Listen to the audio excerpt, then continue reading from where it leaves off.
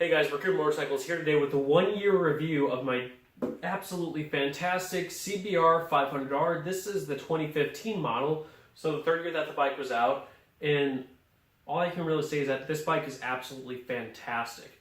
Now, as you guys know, well, and also from what I just said in the video, I've had this bike for a little bit over a year. Now it's actually almost coming up on a year and a month, so I am late coming out with this summer review, but haven't been feeling too good, stuff going off my throat and whatnot. So yeah, I figured may as well finally get this done and over with. So let's get all the bad stuff out of the way first. What do I not like about the bike? One of the most frustrating things for me personally is the fact that this gas cap is not on a hinge, so you need to find somewhere to set the cap down every time you go to fill your bike up. I know it doesn't sound like that big of an issue, but it gets annoying, especially at the station I go to over in St. Louis. They don't have a island, so to speak, to set my cap on. So that's kind of annoying.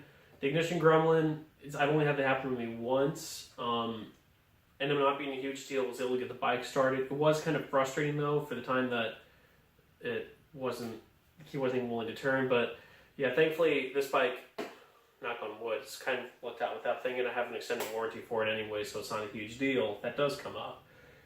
I haven't really had any problems with the bike starting, even though it sat for a while over the winter.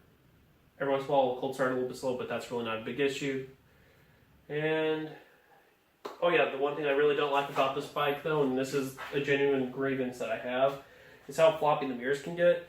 If I forget to tighten them down after a while, I know I should remember to tighten them down, but still, it's annoying. The mirror will start flopping whenever I'm on the highway and become completely useless, which in the case, that hasn't happened to me yet, but in the case that both mirrors are floppy, I have no mirrors, which kind of sucks. Yeah. So, on to the good stuff about the bike. Here, may as well hop on since I'm done bitching about it. Yeah. Overall, it's absolutely fantastic. Other than those really small complaints, I have nothing to bitch about. The clutch feels great, especially for a stock clutch. Stops on a dime. Now, this bike does not have ABS, and that almost caused me to eat shit yesterday, pardon my language, but it was my first time riding in the rain at any real speed. I was coming up to a traffic light. I thought I didn't have time to stop.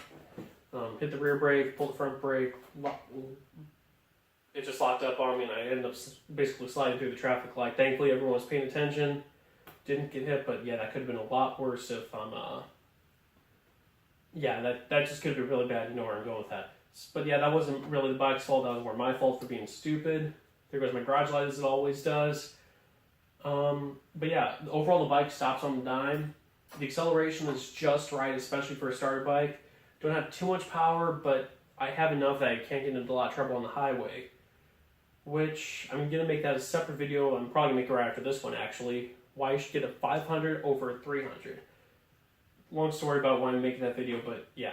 Anyways, continuing on, the tach speedometer thingamabobber all in one up here. It's relatively easy to operate once you read the owner's manual, which is the key, actually reading the owner's manual.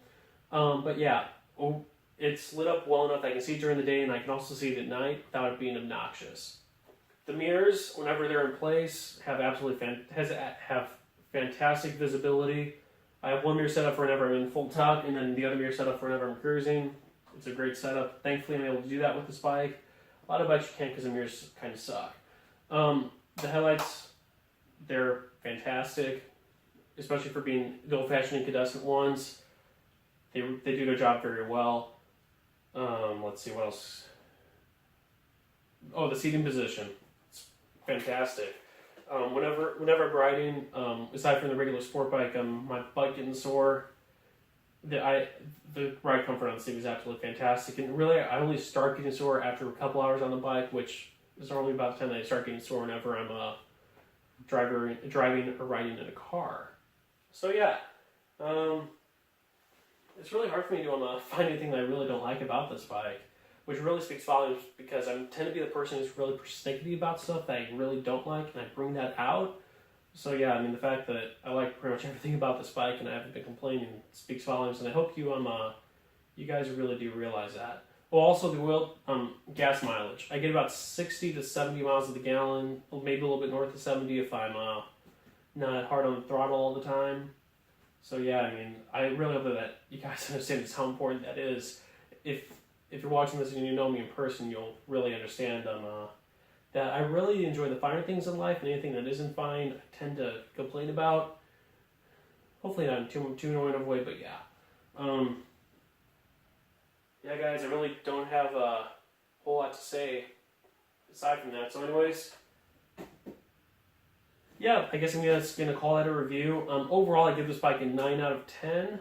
The only reason that the bike not getting a 9 out of 10 is the fact that the mirrors flop all around, the gas cap not being on a hinge, and also the ignition gremlin that is known to pop on this bike every once in a while. Now, I will be linking there will be a link in the description to my review for this bike on MotoMino. I end up getting featured on that, so please check that out. And if you do have a mobile phone that can download the app, I highly recommend downloading the app. It's basically Facebook for motorcyclists. So yeah, it's man, well, I guess more like random because I don't want to insult on MotoMino.